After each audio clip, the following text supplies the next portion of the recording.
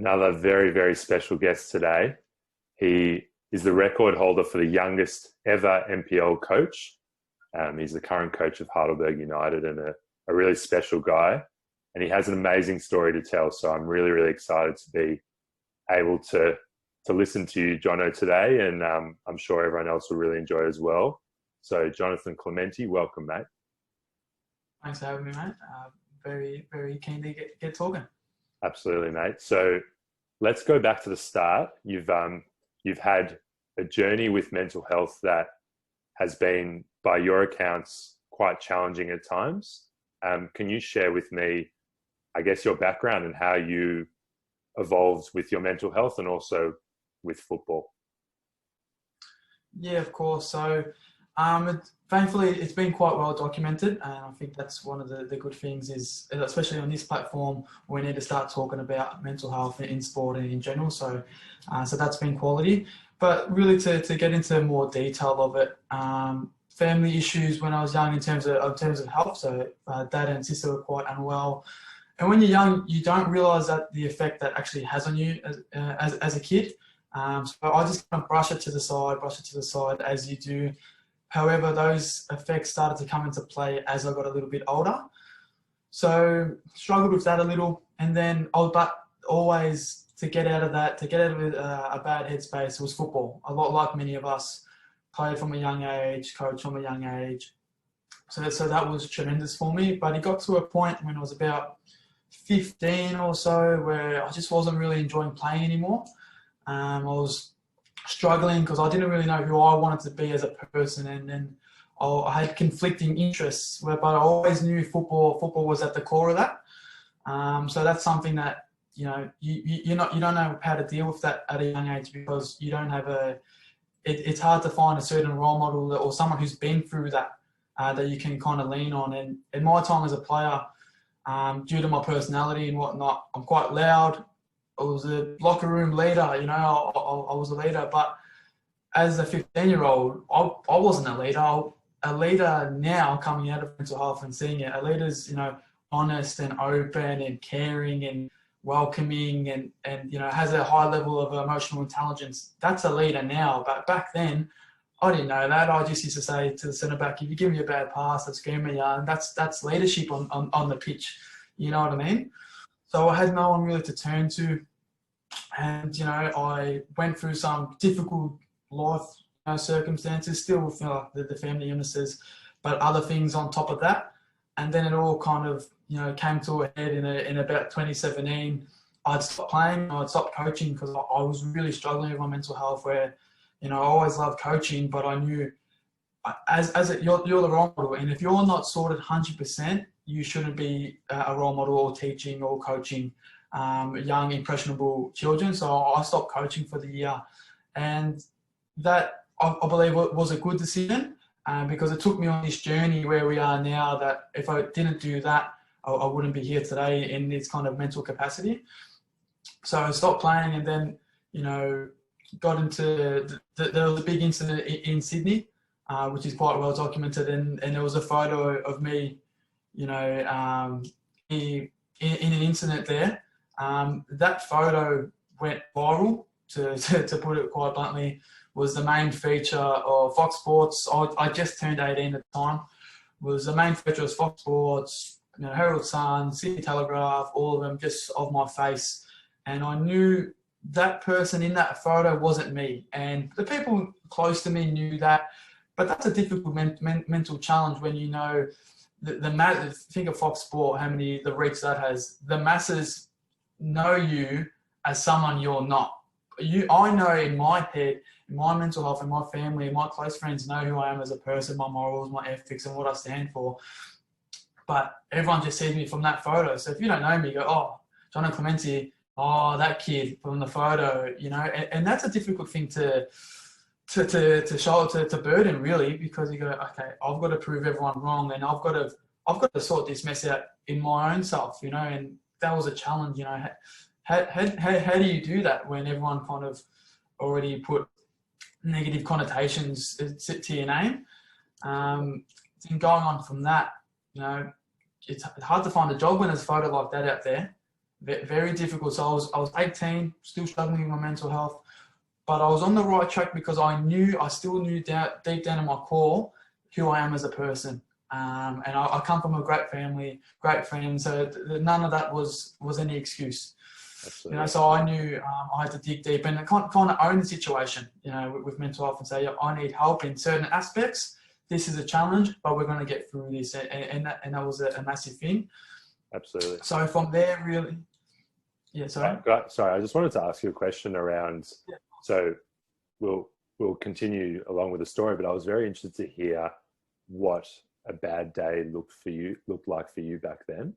I think a lot of people, like, we speak about mental health more and more these days, and that's really important, but I think it's also important for people to hear what it actually looks like and how it feels. So, like, in my instance, I know that sometimes I'll wake up and I have a sinking feeling in my stomach and my breathing's a little bit labored and I feel a bit agitated and I can't really concentrate. And that's kind of what a bad day looks like for me. And I'm still learning to deal with that and to improve myself in how I deal with a situation like that. Can you explain what a bad day might look like for you? Yeah, so like typically it's changed over the years as you get better with dealing with things and as more things happen in your life. But around that period when it really started to peak, you know, a bad day would wake up very, very depressed, struggling within your own mental health and your own mental state, thinking, you know, what's right, what's wrong. I know what's right. Everyone thinks I'm wrong, if that makes sense. And then, yeah, just real down. Used to feel with this a real empty feeling in your stomach. You know, it's not a nice feeling for anyone to have. And you wake up and, you know, I used to do this probably wrongly all the time, but when things were going bad, I used to Google my name, and it used to be Paul. Like, you know, it's definitely not. You hear about it all the time. You're at school. They go, oh, you know, once this is on Google or blah blah blah, it stays with you with the rest of your life. So that at the start of it really used to hurt me. So that was a typical bad day. But in saying that, that turns to a positive and a challenge in its own right to right those wrongs, I guess. But that was typically a day. Yeah. So going on from that, you experienced some pretty dark times, and from our conversations before, it was a really challenging period in your life. What do you put down to it's not just a comeback, but an incredible turnaround of your life? And obviously mental health is something that everyone deals with on an ongoing basis and it doesn't go away. But what do you put down to that comeback? Because it's been quite remarkable. I appreciate that. I think there's a few different sides to it, really, you know, and mental health, that's the thing. There's so many little aspects, so many layers to it, if you will, that are important. But like I said, I've always been me, if that makes sense. I lost my way a little bit, but I knew deep down in my core that I've got good values, good ethics, and I'm a decent human being, and that's the most important thing. And then it turned to a challenge in my head. I go, okay, this is mental health. I'm struggling. I'm going to be open and honest with everyone around me, because that was so key. So I said, guys, I'm struggling. And it's weird because, you know, people look at me, you know, decent size, shaved head, bit of a beard, you know, leader in the dressing room. Like, I would never, ever have done that years before. But you've got to come to the realization, this is normal. This should be normal. This isn't taboo. This should always constantly be drilled into not just athletes, but humans in general in the workplace, sporting industry, whatever. So that's one thing I had to do. And I had to say to my parents, look, I'm struggling, but I'm going to be on the right track. I know it. Have faith in me. I need to do this. I need to be more open with things in my life. I can't bottle it up, because what would happen, all the things that would happen in my childhood and like leading up to that kind of peak, if you will, in 2017, I never spoke a word of it, you know. So then it all comes to this one kind of pinnacle, and then it all comes out, and then you have to kind of ride that wave, if you will. So just being open and honest, and then setting a challenge to myself, saying, you know what, I'm going to prove everyone wrong, because I keep Googling my name on Google, keep Googling my name, and it's not good, and I'll make it good. I promise you. So that was my constant battle. Absolutely. And was there a moment in time where you're like, I think I've gotten over that hump and things are starting to turn? Yeah, it comes in waves. Like I said, like this is all basically the 2017 period now I'm talking about. Comes in waves, and like you can have really good days, and then you can have really bad days. But there was a time I got a job, thankfully, because they saw through the photo, got a job, did quite well in that, and then I got back into coaching. That for me was such a massive thing, because I knew in myself that I was mentally okay, and I knew this is what I want to do in future, and this is what I love doing, and this is what made me most happy, because football is the core of all our lives, playing, refereeing, coaching, whatever. But I said, I don't want to play anymore, but I want to coach, and I want to give back to the community, because I think I've got a different perspective in life that some people wouldn't, and I want to be that role model that we've been discussing about that wasn't there for me as a kid, So that was the kind of moment where I kind of flipped a switch and said, no, I'm going to use this this negative in my life can be a positive in 10 other people's lives, or my team, or my sport, or my club. And that's when I really flipped the switch and said, I think I'm okay here. Absolutely. That's it's an amazing way of thinking, because as I'm sure you know, and as I certainly know, in those moments, it's sometimes the hardest time in your life to ever think like that and positively, and realize that your influence over people is actually really important. It actually has a really big impact. So well done on that. Now that you are a coach, and we've developed a pretty strong relationship over the last couple of years, and I've seen you in action, and the way you communicate with your players is really amazing. What have you done with those experiences? How have you taken that to then create an environment where for your players, it's okay for people to be open, and it's okay to be vulnerable, and you don't have to come to the football club and always be perfect and 100%? I think how you kind of create that is you be the embodiment of that.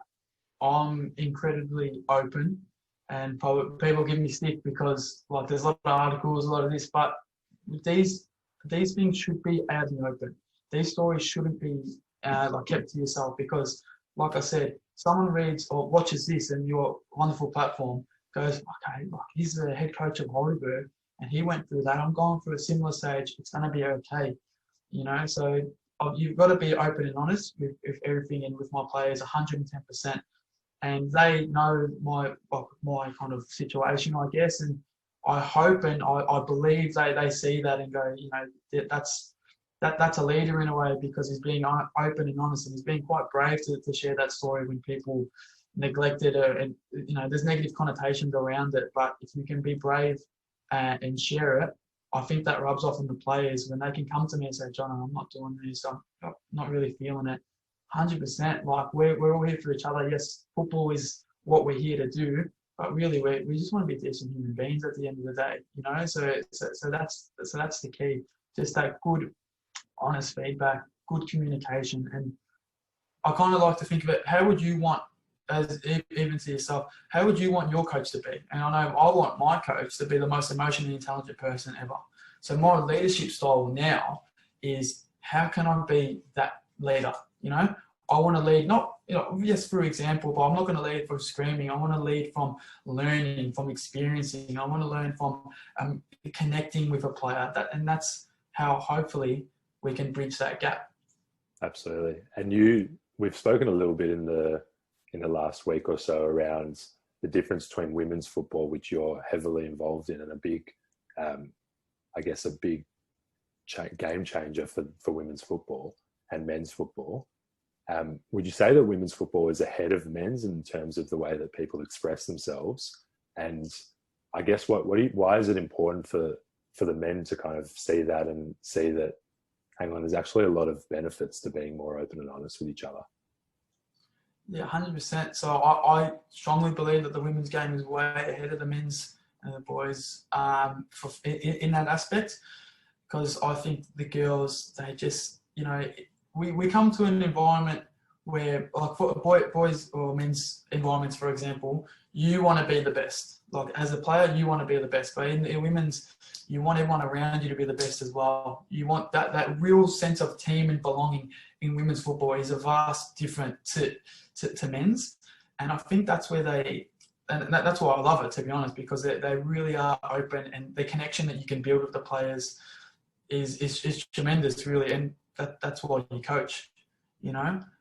So credit to every women's footballer out there or women's athlete that are so open and so honest. And obviously, there's still a long way to go, but they are ahead of it. And in terms of the men's side of it, the benefits are that you want to go to football because you want to belong somewhere, but you don't want to just belong from your performance. So I'm thinking off the top of my head, there was a good quote. I think men's players perform to belong, and then females belong to perform. So that's the key difference there. You want to be a part of something, and then in the men's game, if you can get that connection, the only way is up. Absolutely. Well, mate, thanks for sharing so honestly. It's really important for people to hear, and I think your story, and you've mentioned this before, that this is leadership and this is being brave, and there's gone are the days where showing emotion is a weakness, and it's through people like you sharing your stories that other people can really see that in action. So thanks for your bravery, and thanks for trusting in me to tell me your story.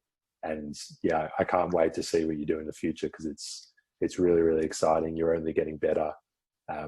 So mate, well done on your young career so far, and thanks for joining me today. I appreciate it. Thank you so much, and congratulations on the platform that you're creating. And it's huge for any person, because like you said before, I want people to watch this and watch your other videos and go, you know what, nothing is impossible. You can be so low and then be so high, And I'll love to chat with anyone if anyone wants any help, and I'm sure you're the same. I think it's okay. Absolutely. Thanks, Johno. Thank you, mate.